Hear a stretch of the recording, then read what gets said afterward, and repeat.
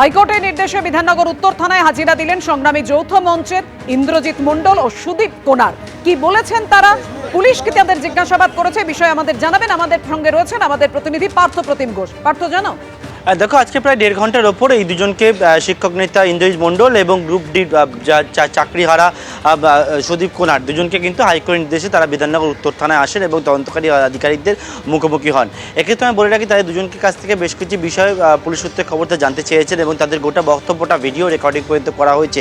তুমি জানো, গত বৃহস্পতিবার দিন বিকাশ ভবনের যে ঘটনা ঘটে, তারপর পুলিশের মামলা এবং সেই মামলার পরিপ্রেক্ষিতে কিন্তু একাধিক চাকরিহারাদেরকে নোটিশ করা হয়েছিল। তার মধ্যে শিক্ষক নেতা ইন্দ্রজিৎ মণ্ডল, তাকে নোটিশ করা হয়। তিনি আদালতের দ্বারস্থ হয়েছিলেন এবং তার পাশাপাশি তিনি জানালেন যে বিষয়টা, তিনি কিন্তু এই ভাঙচুর বা গণ্ডগোলের সঙ্গে যুক্ত নয়। তিনি সেদিন এসেছিলেন তাদের অন্য সহকর্মীরা যেহেতু আন্দোলনে ছিলেন, সেই জন্য তিনি বিকাশ ভবনে এসেছিলেন এবং তাকে যা পুলিশ জানতে চেয়েছে তিনি সেই বিষয়টা পুলিশকে জানিয়েছেন। পাশাপাশি সুদীপ কোনার, যিনি হচ্ছেন গ্রুপ ডির কর্মচারী এবং চাকরি হারিয়েছেন, তিনি যে বিষয়টা বলছেন যে তিনি কিন্তু ঘটনার দিন বিকাশ ভবনে ছিলেনই পর্যন্ত না, তার দাবি, এবং তাকেও কিন্তু নোটিশ করা হয় পুলিশের তরফ থেকে এবং সেই পুলিশের নোটিশের পরিপ্রেক্ষিতে তিনিও হাইকোর্টের দ্বারস্থ হয়েছিলেন এবং মাননীয় বিচারপতি নির্দেশ যা দিয়েছিলেন মৌখিকভাবে, সেই অনুযায়ী তিনিও আজকে থানায় এসেছিলেন। তিনিও কিন্তু পুলিশকে সহযোগিতা করেছেন বলে আমাদেরকে জানিয়েছেন। তবে এই দুজনকে আবারও পরবর্তীকালে ডাকা হতে পারে বলে পুলিশ সূত্রে জানতে পারছি। পুলিশের তরফ থেকে মূলত যে বিষয়টা বলা হচ্ছে যে ঘটনার দিন, অর্থাৎ গত বৃহস্পতিবার দিন বিকাশ ভবনে যে পরিস্থিতি তৈরি হয়েছিল,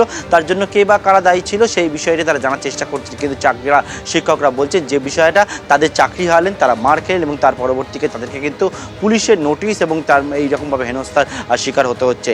তবে এই মুহূর্তে তোমায় বলবো, গতকালকে 4 জন চাকরিহারা শিক্ষককে পুলিশ প্রায় 1 ঘন্টার উপর জিজ্ঞাসাবাদ করে এবং আজকে দুজনকে হাইকোর্টের নির্দেশে তারা আসেন এবং আসার পরে তাদেরকেও প্রায় 1.5 ঘন্টার ওপর আলাদা আলাদা করে জিজ্ঞাসাবাদ করা হয় এবং গোটা জিজ্ঞাসাবাদের প্রক্রিয়াটিকে ভিডিও রেকর্ডিং পর্যন্ত করা হয় বলে আমরা পুলিশ সূত্রে জানতে পারছি।